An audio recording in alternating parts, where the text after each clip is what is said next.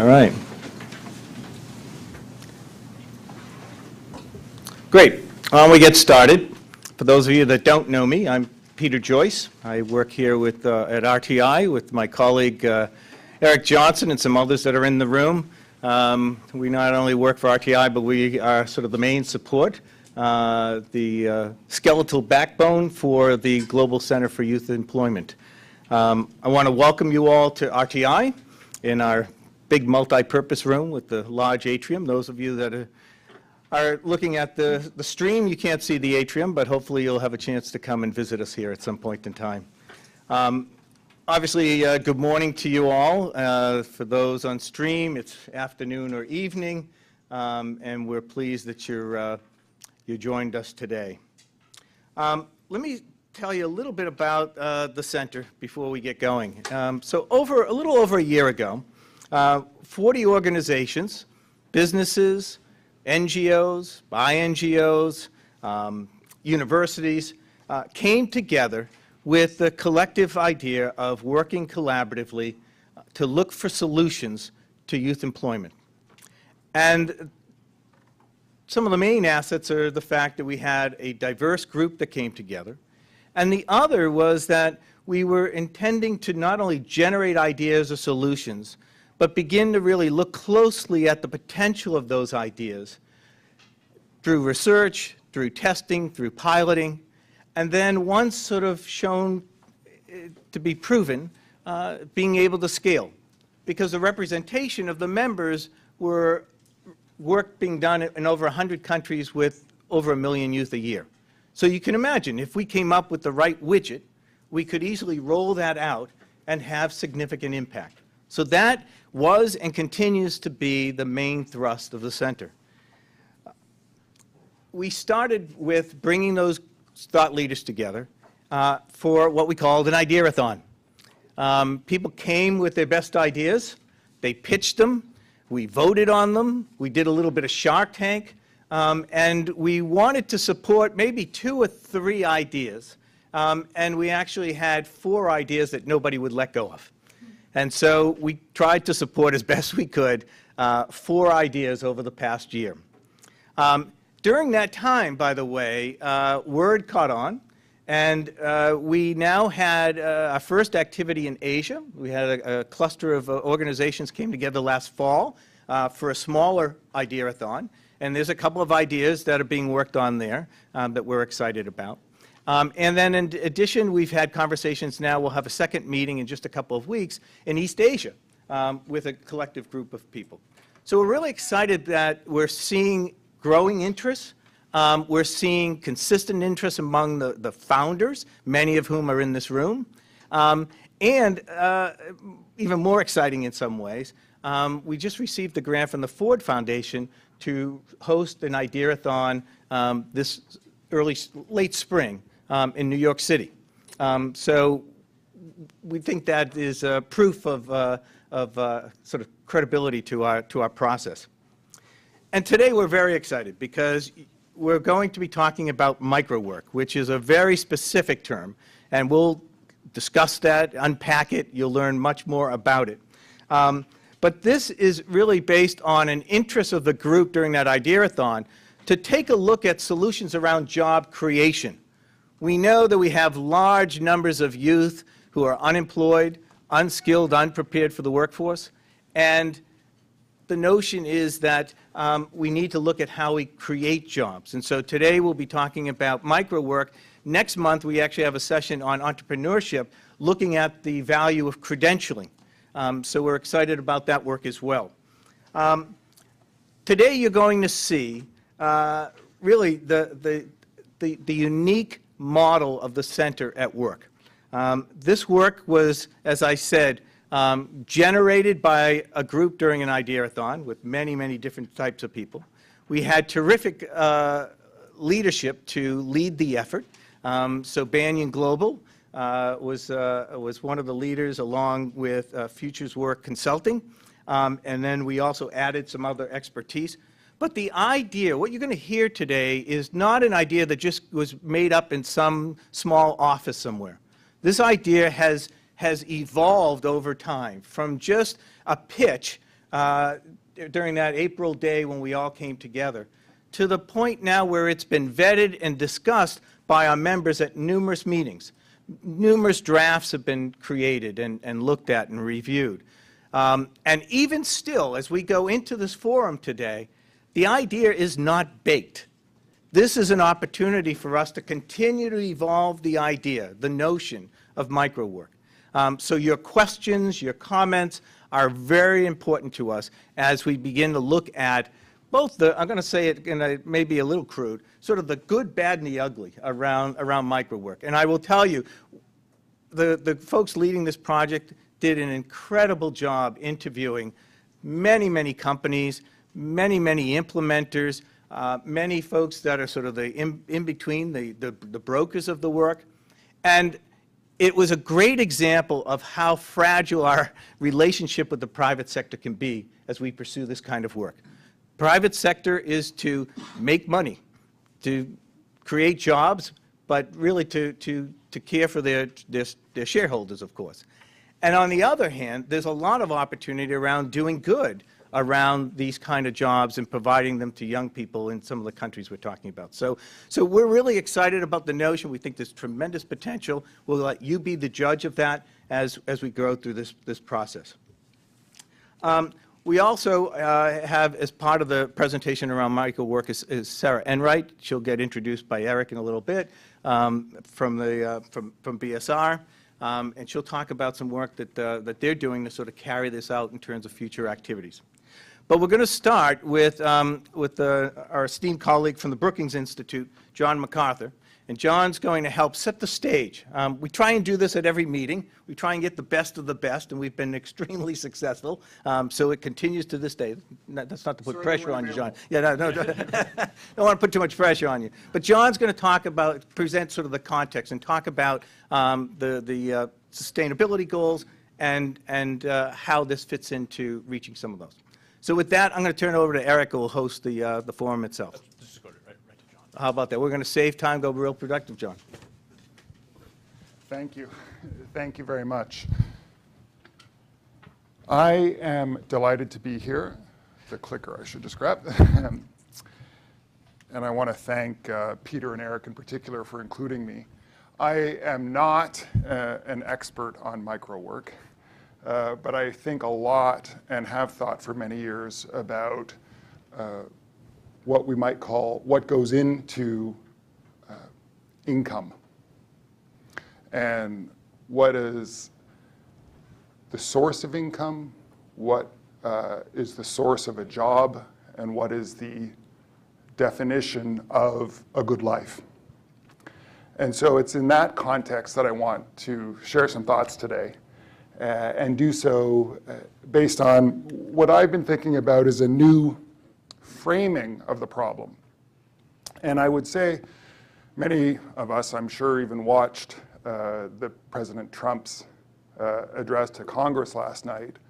And I think it was really emblematic of, and the debates this week in this country on everything from what's the future of this country to what's the future of the international budget. I would argue that we're in the middle of a very deep debate on what's the problem we're trying to solve. And I've been thinking about that myself, having spent a lot of time. One of my first jobs in life was writing up and pulling together the Global Competitiveness Report. Surveying businesses around the world to understand what's their perspective on the challenge and how do we merge that with what we know about economic competitiveness. And spent time, and I've really spent most of my time in the past, say 15 years, focused on the issues of extreme poverty and how do we actually make gains on extreme poverty. Over time I've said, well, gosh, there's so much more that we're grappling with right now. And that's the context and the argument I want to put forward today is that I think we're in the middle of a debate on global living standards, which is a slightly different frame than the way we're used to talking about this. And so I'm in the middle of my journey to figure out how I can even think about it better.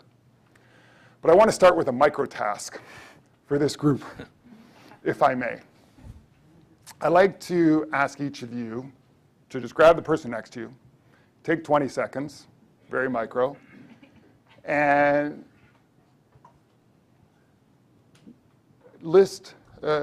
grab the person next to you and say, what's the #1 challenge the world needs to solve today? #1 challenge, just gut answer, not technical, not scientific, but just as you got out of bed this morning, what do you think is the #1 challenge the world needs to solve? 20 seconds. Okay. I'm going to say hunger. I think, the stat that something like 800 million people go to bed.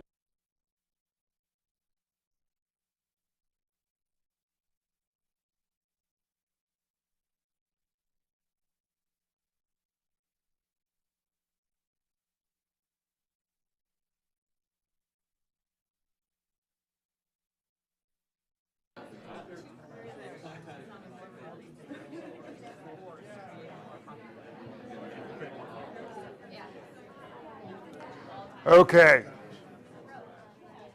It's a test of how micro we can stay. So if we could just bring it back now. Curious, by way of volunteer, what were some of the things that came up?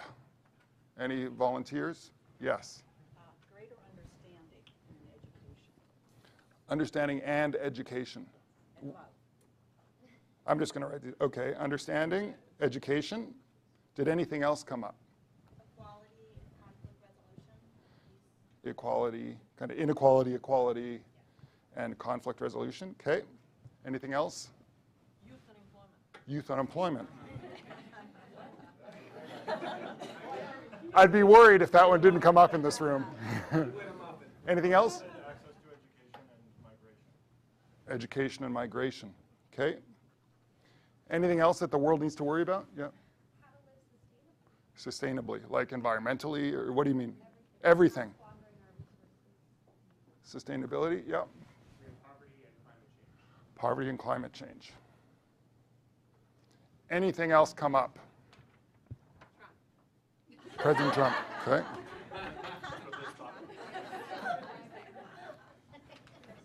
And if you were to ask another half the country, they'd say Obamacare, right? So that's part of the challenge too. Anything else? So we have understanding, mutual understanding, education, inequality, conflict resolution, youth unemployment, migration, sustainability, poverty, climate change, and I'll say politics. Yeah? And feeding the human. Feeding, food, hunger. Yeah, how do we feed the planet? Feed everybody. Hunger and say food issues, okay? Anything else come up? Yeah? We had practical skills that you can use. Yeah. Job, and we had access to entrepreneurship. Thanks. Becoming a job. Okay. Okay. So did anything else come up? Because everyone has equal validity in this discussion. Okay. Yes? Gender equity Gender equity. and helping young people realize their potential. Great. Okay. So just by way of context, I'll summarize once more. We have mutual understanding, educate, kind of how to get along, how to listen to each other, work together. Education, inequality, conflict resolution, youth unemployment, jobs, entrepreneurship, I put that in the same bucket. Migration, sustainability, poverty, climate change, politics and institutions, we might even add. Hunger, gender equality, and youth, kind of future of jobs and work. All right. So what you just did in the past 3 minutes is what the world spent 3 years on. Now, you didn't mention everything. So no one mentioned oceans, for example.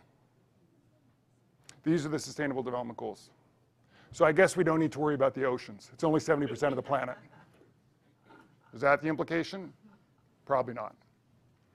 But I share this because this room is obviously a little bit biased. Everyone is, every room is, towards a certain set of topics. So entrepreneurship came up. But I like to ask this question in pretty much every room I go into for a bunch of reasons. A, to see what's on people's minds, but B, just to get a sense of the range of things people are worrying about. And I think it's important because this room just came up with poverty, hunger, we skipped health and well-being. Education, gender equality, skipped water. We had water back there. Oh, you did? Oh, okay. All right, well, you were shy about it. Work and economic growth, I would say industry and innovation is in there. Inequality, These two didn't come up, cities and responsible consumption, but climate did, and I would say peace, justice, and institutions, and partnership, how to work together. So the point is, there are about 40 people in this room. Imagine if there were 193, one per country. I've asked this question in a lot of rooms, and you know what? It doesn't take a very big room to get to all 17. And this is really important, I think, for thinking about the world's challenges and what's the problem we're trying to solve. And I've gone through my own journey on this. So I was very involved in parts of the debate in the back room, and coming from the constituency, if you will, that's focused a lot on extreme poverty. When I first saw these goals, I kind of shake my head, aye. But I had a moment of clarity when I looked back at the date afterwards. The final negotiation of all the countries was finished on Sunday, August the 2nd, 2015, after several nights, all-nighters at the UN, where they're trying to wrap this up. And I called my mother that night, back in Vancouver, my hometown, British Columbia, Canada. And I called my mom, you know, mid-70s, retired, very supportive, doesn't really know what I do with my time, but you know, like many parents, is very encouraging, so go get them. But I said, you know, Mom, those goals I've mentioned, end of extreme poverty and all that, the world agreed to do it today. So that's exciting. I said, yeah, it is. It's kind of emotional for a lot of people, just words so far, but at least the world agreed to do it. I said, these goals, there's one problem. I said, what's that? I said, there's 17 of them. I don't know how to explain them. And I had to give a speech, three speeches shortly after that. And she said, 17, that's a great number. Okay, first person to say that. Tell me, Mom, why is 17 a great number? She said, sounds like they didn't fake it. World's complicated. If they'd come back to me with some, she had later added, if they'd come back with some Letterman-style top 10, I probably wouldn't have believed them. So 10 days later, I'm at the World Economic Forum in Geneva, giving a speech to a bunch of people from around the world, entrepreneurs, politics, business, NGOs, and so forth, but people who haven't been in the middle of this mostly. And I'm given the graphs, some which I'll show you in a sec, down, up, here's the world in data. And then I just ad-libbed this story about my mom. What does everyone come up to me for the next few days saying? It's like your mom said, the world's complicated. I love these goals because I can see my issue and the thing I care about in there. And we've never had that before. So this, and I was even talking with someone yesterday, he said, I feel like this, I've thought about this as like the UN sitting there telling us what to do. That's how I interpret it. I said, no. What I think, the way I think about this is what the world has said it cares about, and these are, in effect, 17 constituencies, all of which said, no, this matters. So then the question comes up, well, who's right? Which one of you in this room is right? Which one of you is wrong? Which one of you gave the wrong answer? It's a silly question.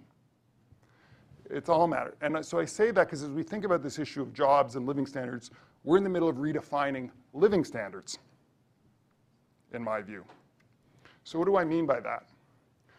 Well, we have I just want to show you some data. We have a very new generational context. This is extreme poverty. It's come down dramatically in the past generation. It's en route to get pretty close to zero, and I think we can get to zero, unless you're in fragile states. Fragile states have had roughly no progress. Where extreme poverty is a new challenge compared to where it was even a generation ago. This is the sources of economic growth around the world by geography. The red is the OECD countries, North America, Western Europe in particular, Japan. If you'd gone back roughly 200 years to the Industrial Revolution, this graph, annual source of economic growth year on year, would have been mostly red. Well, guess what? It's blue now, because that's Asia, because that's where more than half of the world lives. And they're coming back in the long view of history to where they used to always be, but it's just changing in terms of who drives not just the growth, but the change in the global economy. The global middle class, this is a work my colleague Homi Karas has done. He's just about to put out an update. Global class is defined as people making between around $10 and $100 a day in purchasing power parity terms. So depending on when you think humanity started, it took a few thousand years, up to 1979, to get the first billion people in the global middle class. 1979, roughly. Only took 27 years, up to 2006, to get the next group, next billion. Only took 9 years, to 2015, to get the third billion. Well, what's really interesting is we're about to add another couple billion just in the next 15 years. And right around now, for the first time in history, we're about to go to a majority middle class world. More than half of humanity is about to be part of the global middle class. Structurally, a totally different challenge than it was when I started in this a couple billion people ago in terms of the global middle class. The flip side, of course, to this success, and we have to understand, it's a flip side to success, is the sustainability challenge. This is just one measure of it. So this is carbon CO2 emissions. We're at the highest level of CO2 concentration in the atmosphere in a couple million years. It's pretty bad, but that's because we've been successful. That's a new way of thinking about the problem. Now, I recently put out a study, this is just to give a sense, though, of what's business as usual versus what's changing, because some of these trends are so deep, and when we think about jobs and work and tasks, we have to separate out what's business as usual, what's a kind of a mega trend, and what's something that is a policy decision, a policy action, something that can change, something that can be innovated around, a business and entrepreneurship solution. And what I saw, this is just the number of people different from business as usual trends over the past 15 years. So just to help explain, this would be if business as usual just continued, zero difference in the number of people above or below the line in terms of access to water, sanitation, hunger, primary school completion, extreme poverty. Water actually is a little bit negative. We had a bit of a slowdown in progress, even though the world made major progress. Sanitation, it's roughly a wash. The colors are regions, by the way, India, China, Africa, rest of the world. Hunger, bit of a slowdown, even though most of the poorest countries sped up, the biggest countries slowed down. Primary school completion, one of the big breakthroughs. Extreme income poverty, a lot of people say it was going to happen anyways. Probably wasn't. And this is a bit of a simplification for the technical people in the room, but at least a few 100 million more people got out of poverty than what we would have expected on a business as usual head count. And everyone says, oh, it's all China and India. Well, that's China and that's India. It's also Africa and the rest of the world. So it's global change, global change. I want to tell a very quick story about AIDS treatment. Because if we had had this meeting 20 years ago in 1997, we might have talked about AIDS, but probably not. There were about 25 million people infected in Africa alone. Best estimate, 2 to 3 million people dying. And there wasn't even really a solution. And the world did nothing about it. Antiretroviral medication actually came online, and it was discovered in 1996 and presented to the world. In 2001, there was still no effort internationally, at the beginning of 2001, to do anything about it. None. In 2003, Jim Kim, who's now president of the World Bank, became head of HIV/AIDS at the World Health Organization. He said, let's set a target. He was very involved with the launch of the Millennium Development Goals and the UN Millennium Project. He said, and then he went to the WHO and he said, let's at least set a target to get half the people who need treatment by 2005. At the time, the best estimate was maybe 6 million people need treatment, at a time where there was none. So in 2005, by the end of it, it was about 1.5 million people had treatment. And you can see the headline. UN can't even get halfway to its own goal. But I would argue that that was probably the most important targets set in the past 20 years. Why? Anyone know, roughly speaking, how many people are on treatment today? More than 15 million. This went from an impossible problem, can't be solved, to let's try to get a few million, to now, the latest evidence is 30 million people need treatment. In the course of starting it and innovating and learning by doing, something that entrepreneurs do every day, but policymakers don't necessarily do, we said, oh, actually more people need treatment, including in order to prevent transmission. Because the lower your viral load, if you're on medication, the less likely you are to give it to someone else, and that's part of ending the disease. And now the goal is to actually eliminate the disease by 2030, and we now know that 30 million people need treatment, and that's kind of business as usual. We've had a similar breakthrough in child deaths. This is just a quick graph of the blue line is what happened, child deaths per year. This is millions of lives. This is if it had gone at 1990s trajectory. This is if it had gone at kind of turn of the century trajectory. This is what would have happened if we had achieved the Millennium Development Goals. And if you add up all the lives, in Africa alone, at least 14 million more people are alive due to faster progress. In China, it's a couple million. India, a couple million. And for the world, it's at least 20 million more people alive. At least 21 million more people alive, because the world figured out a way to do better. So it's not, I say this because it's not just about the health issues, it's about how you think about the problem and how you think about defining the scale of it. So here I just want to think about looking forward. So if we think about what's the nature of the problem, this is the extreme poverty aspect of the problem, which a lot of people here I know care about a lot. And this is just a map of the things we can track: child mortality, maternal mortality, access to water, access to sanitation. How many of those targets are countries currently on track for 2030, these new sustainable development goals? Well, it looks a lot like a map of poverty around the world. And red means none, orange is 1, yellow is 2, green is you're on track for all 4.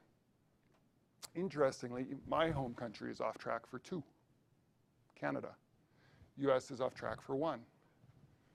Uganda's off track for 2. How can Canada and Uganda both be off track for 2? Well, it turns out, if you look at the data, for water and sanitation, Uganda has very low coverage, but is expanding very quickly. Canada has very high coverage, about 99.9%, but hasn't moved on that dial for a long time. And that's probably because of, we don't even know exactly, but it seems that it's because of the First Nations and Indigenous populations that don't have access to clean water. In Canada, what are the living standards we're working on? Well, I've actually gone through a bit of a journey, and the politics of the past year have changed the way I think about even global goals. Because in talking with people around the world, one of the things I've noticed is that there are a lot of people who spend their life working on, the big issues of the world. But there are a lot of people who feel very uncomfortable talking about the world if they can't talk about what they feel is happening locally. And I think we've seen that manifest in our political systems in many countries now. This is the map of the change in life expectancy by county in the United States.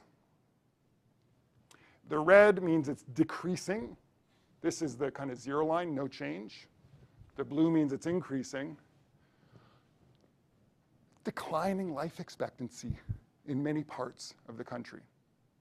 The whole proposition of economic progress is it's supposed to improve living standards. What's a better measure of living standards than whether you live or die? Or how long you get to live? This is part of the future of the global economy. This is part of how we think about the future of work. And there are these big things like in the world of automation, we now know, we're going to have driverless cars pretty soon. How soon? Can debate. So who's going to lose their jobs first? Well, drivers, probably. It's probably going to start with the long-haul truck drivers. There's even a story in the press today. So a lot of the lower skilled workers, number one source of employment is driving. So if we think we've had a political revolution so far, wait till all those people are displaced. So the question isn't just what's the source of living standards. The question is what's the trajectory of living standards, and I would argue, who sets the standards? And I would argue the deepest debate we're having right now politically around the world is who sets the standards for living standards? This is just a quick, this is even mental health, substance abuse. We know about the opioid epidemic. This is an increase in deaths based on just mental health and substance abuse. Makes progress in living standards look quite different, even in this country. So I put that out there because in the future of work, we're thinking about, and I've spent a lot of time thinking about the shifts from rural to urban, from agriculture to service sector, the role of technology and displacement, innovation, competitiveness, what's the relative wage rate. The questions are so big right now. I would argue that we're even talking about the future of tasks. It's that, and micro-certification. What's education? What are living standards? We know, well, a lot of the Silicon Valley people think that we're moving to a world of micro-certification where it's not your degree, it's your skill for X, which might be part of your LinkedIn profile. Which gets into, if you're 50 years old and you went to school 30 years ago, you know, what you learned 30 years ago isn't so relevant. It's what you learned in the past 5 years for tomorrow's technology that's relevant. And so I would encourage everyone here, again, I'm not an expert in issues of microwork, you all are, but I encourage everyone to think about this notion of how our local interpretation of where the world is going affects our ability to cooperate globally, and therefore affects our ability to mobilize work, tasks, and partnership for the questions that are going to hit us all differently. So that's a bit of a quick journey on the Sustainable Development Goals, but it's also a bit of context for thinking about how we might take a new mindset to promoting the global challenge of living standards. So thank you.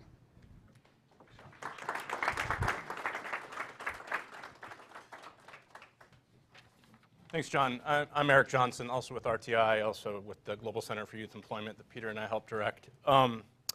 And I'm going to ask John a couple of questions, but we have about 25 minutes left, and so there's going to be plenty of time for you to ask questions, and then for the 50 to 75 people online, they can do the same, and there'll be a process for that. But we wanted John to come today. In particular, what we're going to do with this event is we're going to basically sandwich the Microwork report, which Liz and Branka and others are going to go into detail on the next panel. So John's job was to set the macro context. What does the world look like? Why does this matter? And how what we're going to hear about today, how might it contribute to what John was just talking about? And then the last panel is going to look at the future and scaling this kind of work. But John, I'm interested from where you sit, and when we first connected with you, what I was most interested in your background and your work experience and research experience was that you took a really hard look at the MDGs. And at a 15-year first ever global effort at reaching impossible goals, or ambitious goals. I'm wondering if you could pick a goal or two from the MDG process. Maybe it is in health, or pharmaceutical distributions and treatments and AIDS, HIV, as you talked about. What worked? What was special about achieving that goal or getting close to achieving that goal that SDG 8 around full employment and job creation and decent work for everyone might we learn? And then I think we're going to be able to carry that through to the next panel. So if you could comment on that. It's a great question. In many ways, the question, right, is how does setting an ambitious goal, which many people will believe impossible, how do you change that? And that's why I tell the AIDS story, from it's impossible, too hard to try, to just matter of fact.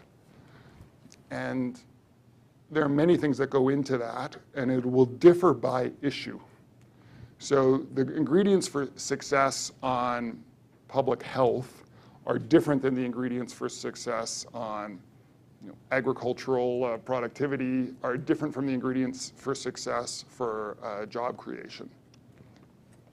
And the role of public and private actors will differ on each. Because public health, for example, is something where there's a little bit of command and control. Ebola, we don't want to just let the entrepreneurs tackle Ebola. We want the government to step in. A dramatic example. We want public goods like immunization. We want anything with mass action to have a direct public intervention. But there's a lot of things like job creation where you want people to come up with, by definition, their own solution. What's a job? It's a market demand transaction. But you want to create the conditions for it. On the public sector side, we need clear delivery targets. What's the scale of the population in need? We want a mixture of top-down and bottom-up resource mobilization and institution definition that take those outcomes seriously as their job. So it's one thing to say we should expand AIDS treatment. It's another thing to say we're going to create something called the Global Fund to Fight AIDS, TB, Malaria, or we're going to create, under President Bush, PEPFAR, an institution whose job it is to make sure people get medicine. And that's our DNA of the institution. And then, lo and behold, you run into a bunch of other problems that you need to solve on the way. Health systems, da-da-da-da. On the job side, it's a lot about creating the in my view, people have their own views, creating the macroeconomic environment so you don't want rampant inflation. Makes it very hard to mobilize capital. You don't want an uncompetitive exchange rate. Makes it very hard to sell goods, and you have to manage your import, depending on the nature of your economy, how you interact with the world. Most of the world is much more sensitive to exchange rates than the US. The US is very special in that regard. You want manageable regulations, of course, to avoid misbehavior, but make it very easy to minimize transaction costs for starting up a business. So that's a lot of kind of government has to be light touch, avoid mistakes, but then allow the simple things to happen in a more atomistic way, in my view. In the middle are things around a mixed set of responsibilities. Infrastructure is super important for job creation. And I've been surprised, even in this country, it's not just about, there's a little bit of, I watched the chatter after the speech last night. Well, this is job creation, the proposed infrastructure plan for this country. Well, it's actually, at its core, it's also about productivity. And productivity is a core source of long-term economic prosperity, but it's about how, think about it like everything from how long does it take for goods to get from A to B, to how long does it take for ideas to get from A to B, to what are the returns to scale for an idea or a service, what are the opportunities for market connectivity. These are all elements of productivity gain. There is a special mix, and different countries have their own approach, but the public sector has a major responsibility for building infrastructure. And one of Africa's biggest gaps, if for those of you who care about Africa, is the lack of infrastructure. So the transaction costs for doing business, if you're far from the coast, are so high. That's why Donald Kabruka took this on at the African Development Bank. And it's so hard to mobilize the capital that if it's just too hard to get the goods to or from the market, you're always going to be running into the wind. Infrastructure is transport, it's energy costs. So low-cost energy is super important for any job creation success story. And so often, though, private capital is needed to work with the public capital, and this is a mix. Again, so my home country, they're launching an infrastructure bank, because even in Canada, they know they need major investments in infrastructure, and the government's not going to do it alone, so they need to crowd in to match the public capital with the private. The other big thing I say in the middle of the zone here that's really hard, and why so much of what you're doing is so important, is this education skills debate.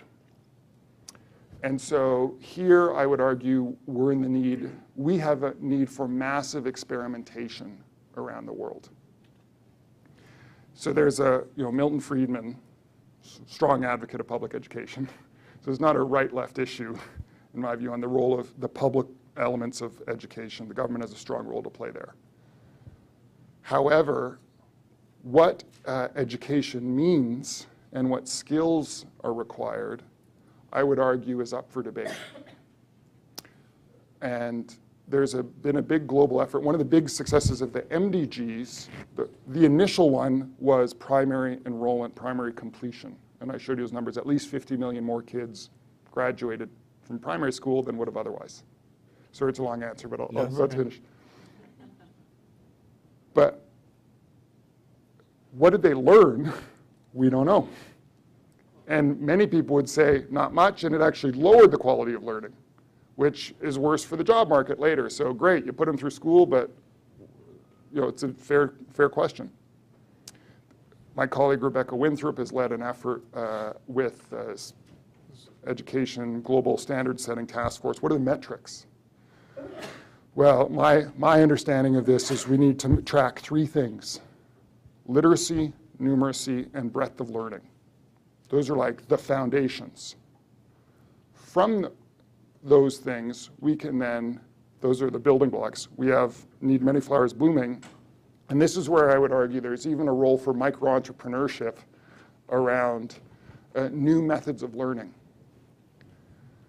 So we have one of the greatest mismatches in the world is that everyone supports, again, I'm nonpartisan explicitly. This is a right and left. Everyone agrees we should be doing more on education. Pretty much everyone agrees we should be doing more for girls' education in particular. It's got massive benefits. We have a pretty cruddy global effort. We have some nice global partnership for education. We have other things that are doing their bit, but they're nowhere near the scale of the challenge. So here the question is, well, how do we crowd in the entrepreneurs? In a world that's soon going to broadband connectivity, which you guys spend a lot of time on, I have a question like, what would be the scholarship program for digital vouchers, digital learning vouchers, that would allow entrepreneurs or gaming companies to create, if a kid learns X or an adult learns X, we'll pay Y. Come up with a solution. In a world of multi-screen existence, which ultimately everyone's going to, we're not there yet, it's not to be oversimplified, but we're going there. We should be pushing that, and that's where, in my view, the public sector has a role to crowd in creative solutions that are locally measurable around core outcomes and readiness for tasks. So this, summarize, you need a clear definition of the problem, you need institutions that are resourced and aligned at scale, and then you need the right mix of public and private actors, each giving what they give best. And if we can do that, given that we have no clue what jobs, in my view, are really going to look like 10 or 15 years from now, in the realm we care about here, I feel like we need to build the building blocks while crowd in the good answers to uncertainty.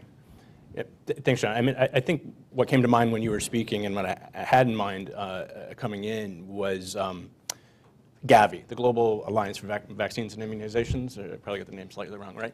Yeah, that's right. There's millions of people around the world that need vaccinations, big pharma companies that make those vaccinations, huge supply chain issues and cost issues in getting those vaccinations to the people that need them.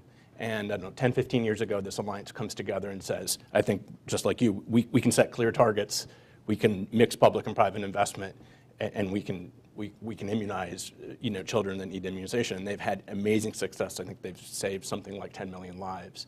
So my question is we're not going to be able to answer it because I want to get back to this, but maybe we will in the panel with Sara.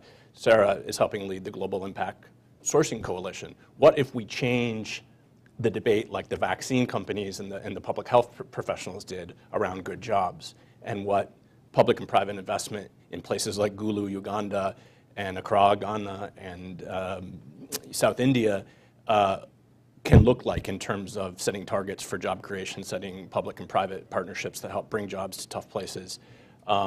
Is it the answer to the world's job problem? No. Is it a possibly major contributor in places that need it? Possibly, and I think that's one of the things we want to talk about today. Let's take one question from the room. I think Alejandro has one, and then we'll take one offline or from the online, and that might get us to the hour. Go ahead, Alejandro. Thanks, Eric.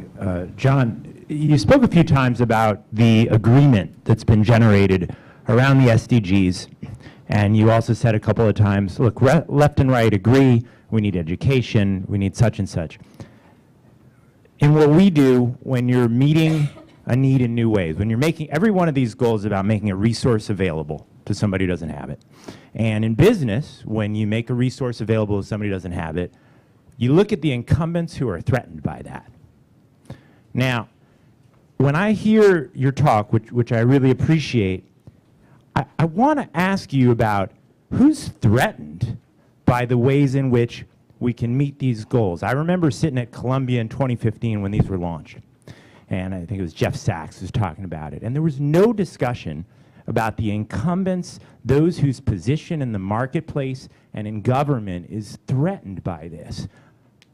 Question, I guess, is pretty clear, but in a concrete way, seeing what's happened to governments around the world since then, let's look at the hard part. To get these things done, which incumbents do we need to deal with? Great question. Do you want to take another one offline? Yeah, maybe. Yeah. And maybe another one in the room. Anybody else in the room? How about online, Peyton? Do we know? Just in the room. Okay, so nothing online right now. Why don't you take that one, John, and see what it's first. I really motivated you guys, I can Yeah. tell. No, I think maybe I'll say a little bit about the Gavi thing en route to this, because it's part of what's an incumbent problem and what's greenfield. So the Gavi one is important because it was this coalition, how do we scale this up, do these things, great, known technologies. But the other reason it was so important, which links to the skills and education, is they said, boy, there's a bunch of vaccines that don't exist. There's a bunch of things that we know we need, and we know government's not going to create them. It's going to be some private sector research entity that's going to create them. So they set up pull mechanisms like the advanced market commitment, where they said, if someone creates this, here's the prize. We commit to buy it. And that led to a lot of major breakthroughs in vaccine technology in the past only decade. It's extraordinary. So I think that's exactly the spirit I have in mind when we think about skills. We need people who can do X. How do we build that? What's the kind of pull mechanism we can create? I think a lot more of these issues are greenfield than we might imagine.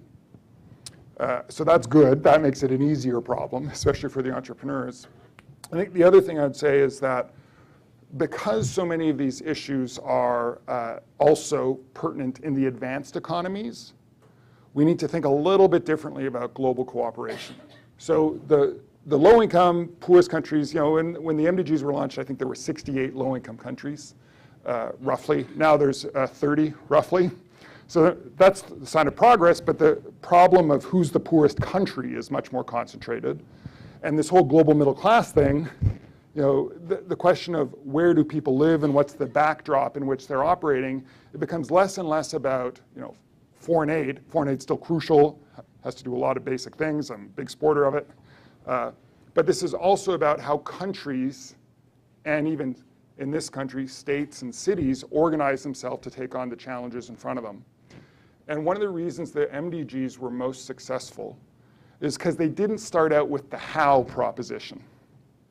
They started out with the what we're trying to do proposition. So if the MDGs had been launched with, here's how to achieve the 2/3 reduction in child mortality, it probably wouldn't have gone too far. Because there's a lot of countries have a lot of different ways of organizing their health systems. Imagine if you just had US and Canada trying to agree. Pretty different views on pretty closely coordinated countries. So a lot of this is, in my view, about getting the crystallized vision of what we're trying to do so that there can be many answers that are appropriate to each society. And everyone's going to come up with their own and learn from each other how they want.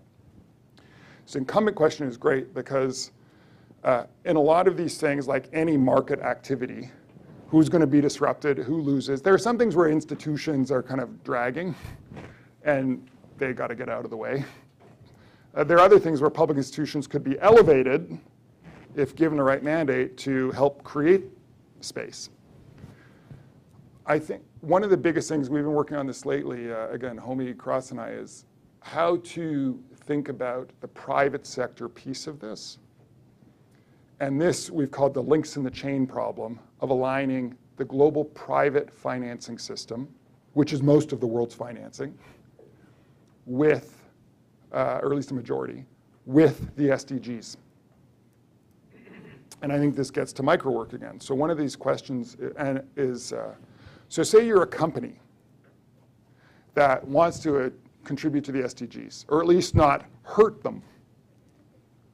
So I don't want to just grow more food while spewing toxic nitrates into the water system. I want to grow more food and not do that.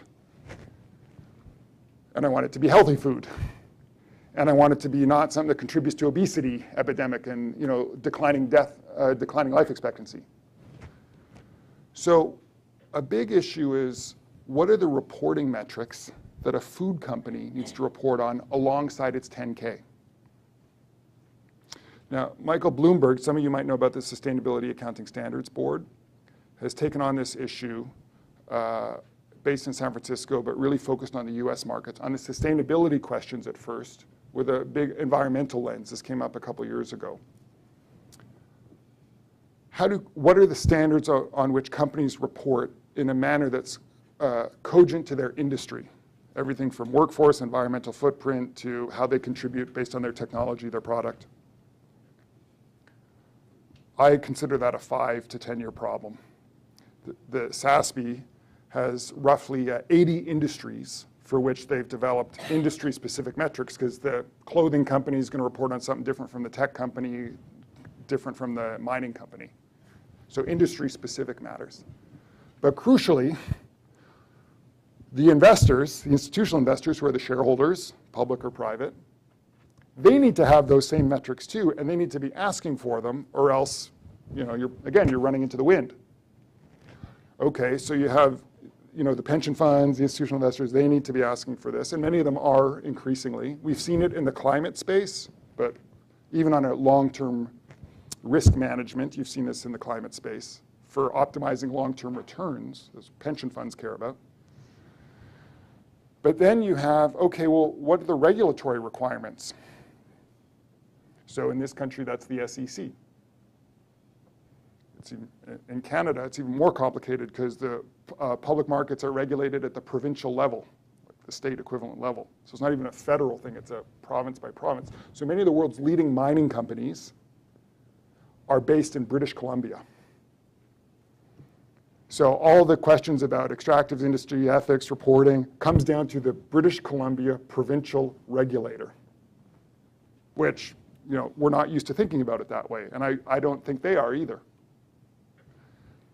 Then you have the company, the pension, and you have a kind of a consumer side of it too. What do the consumers ask for? And the policymakers, how do they set the regulatory standards for this? What's good and what's bad? What's the price of carbon? What's other things? So many of these things, I would argue, ultimately to get to there, the big hairy problem is how do we link the investors, the regulators, the policymakers, and the companies, so each of them by industry has the same score sheet. I believe we will get there in the next 10 years, but it's a hard problem. Just like we're getting there on carbon and the stranded assets and all those things, there's a disclosure policy that's coming. Investors are requiring it just on a pure economic basis. So I think that that has got a lot of vested interests who might not want to go there soon. But I think the policy and public interest, and increasingly the top of the capital food chain, the institutional investors, who are very worried about the short-termism in markets, are wanting to take, and this is where the pension funds become extremely important because they have an intergenerational mandate. they become the greatest influencing voices on reconciling this notion of what we call what Mark Carney, head of the Financial Stability Board, has called the tragedy of the horizons.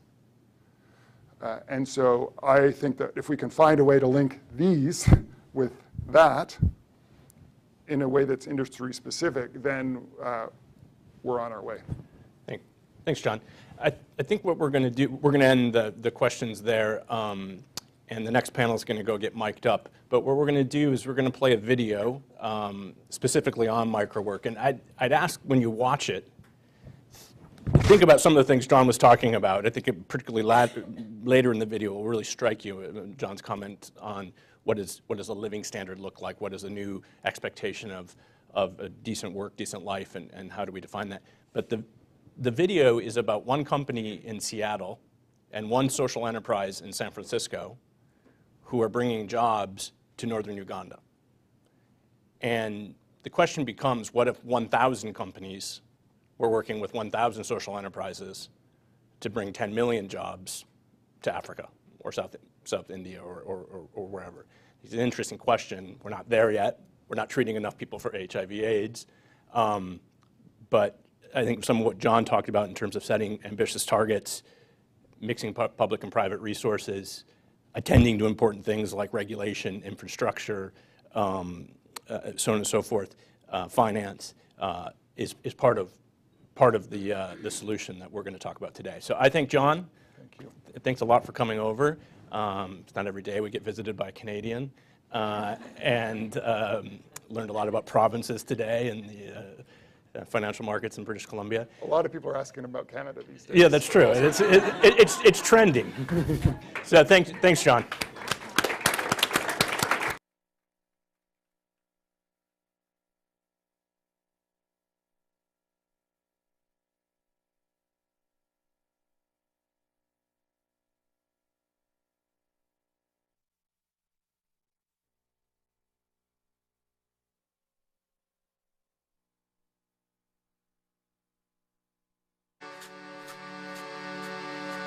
Getty Images is the world's largest and best provider of digital media content, including video, stills, and music. We ingest millions of new digital media assets a year. One of the key and very important things in that process is assigning high-quality metadata to those assets so that our customers can find the ones they want out of those millions of assets that they have at their fingertips. So specifically when people search for celebrity names, they want to see pictures of those people and not just when they happen to be mentioned in the caption. And in order to do that, we have to have good search data. Samasource helps us create and maintain that data. In a partner, we're looking for someone that can handle the volumes that we can generate and handle those volumes in a quality manner. Samasource was able to fulfill our business requirements and do that cost effectively, but they had the added benefit of being an impact provider.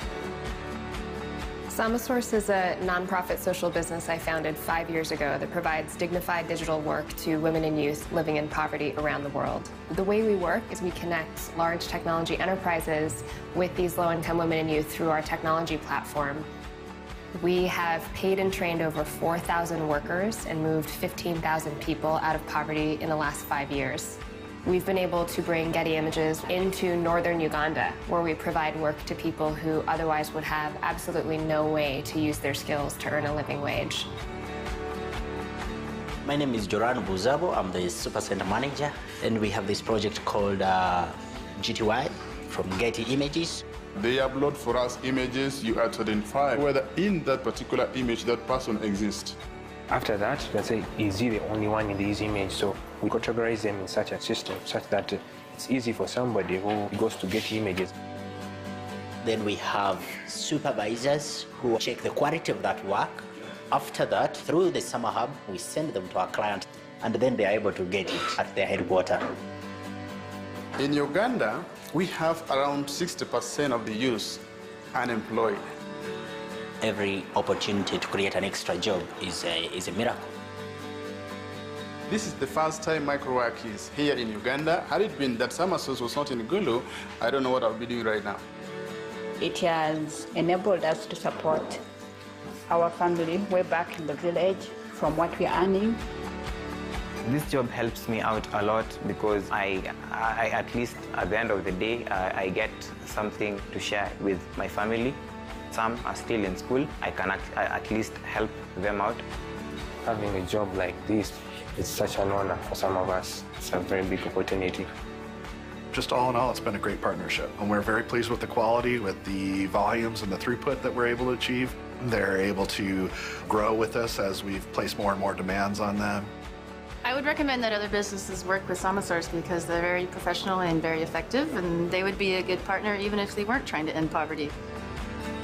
I think the advantages are clear in working with an organization like SamaSource. If you can get the same quality and the same cost effectiveness, but have the added benefit of doing good in the world and supporting an organization that does that, it's a no-brainer.